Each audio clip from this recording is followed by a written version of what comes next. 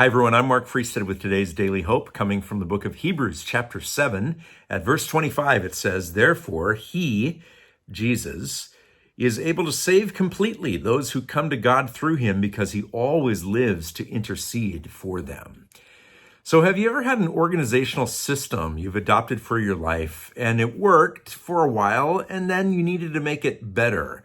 I'm kind of a fanatic about organizing my garage. I'll get all the shelves and the closets exactly where they want. My tools go here. And it works for a while, and then after a year, I'm kind of like, I kind of wish this thing was over here, and I'll rearrange everything and put a better system in place. Well, that's sort of like the contrast between the Old Testament and the New Testament. And the book of Hebrews is all about convincing its Jewish readers, Jewish listeners, that the old system worked for what it could do, but there were limitations. And now there's a better system, and Jesus is the better system. So at the end of chapter 6 of Hebrews, it says this: Jesus has become a high priest forever in the order of Melchizedek. Okay, a couple things there. The high priest was a rotational system. So nobody was the high priest forever or for the rest of their life. They generally would serve for a year at a time. So among all of the priests, there'd be the high priest, and he had special duties. But then he would go off of those duties, and it would be replaced by somebody else. And then Melchizedek is this shadowy figure. Some people think he was an early typology of Jesus in the Old Testament, in the book of Genesis, or maybe a Christophany, an appearance of Jesus, but not known or recognized as Jesus. But anyhow, he comes out and he meets Abraham, and he is a high priest from Salem, later Jerusalem. And that's Melchizedek. So chapter 7 talks about Melchizedek. And this is a theme in the book of Hebrews too, that the priests made sacrifices for people's sins, but of course they didn't do it once. They did it over and over and over again, because the sacrifices could never take away forever the stain of people's sins. That's the old covenant. Now Jesus comes, and they sometimes talk about the threefold ministry of Jesus: prophet, priest, and king. So this is referring to his ministry as a priest.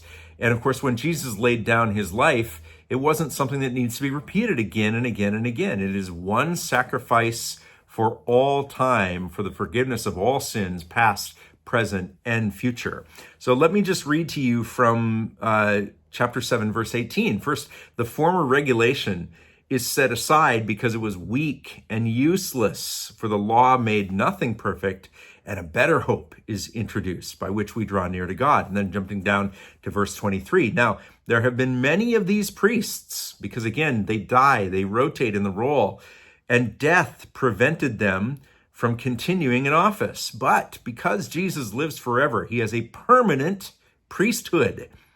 And then the key verse, 25, "Therefore he is able to save completely those who come to God through him, because he always lives to intercede for them." When you bring home fresh produce from the grocery store, it's ready to be eaten. It's crisp and it's clean and it's nourishing. But if you leave the spinach in the fridge for too long, or the celery, it begins to wilt. It loses its flavor. It gets rotten. It loses its usefulness to nourish us. It can even make us sick to eat rotten produce.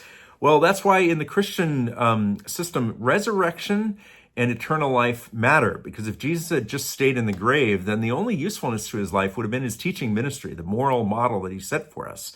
But the fact that God raised him to life and he has eternal life, he will never die, means that Jesus can be a priest on our behalf, and his sacrifice is good for all time, and he can save us completely, because his work and his life never ever run out. It's like Psalm 121 says, "The God who watches over Israel neither slumbers nor sleeps." So as you and I took a break last night to attend to a personal need called sleep, because we couldn't live without it, Jesus never sleeps. He never stops working on our behalf.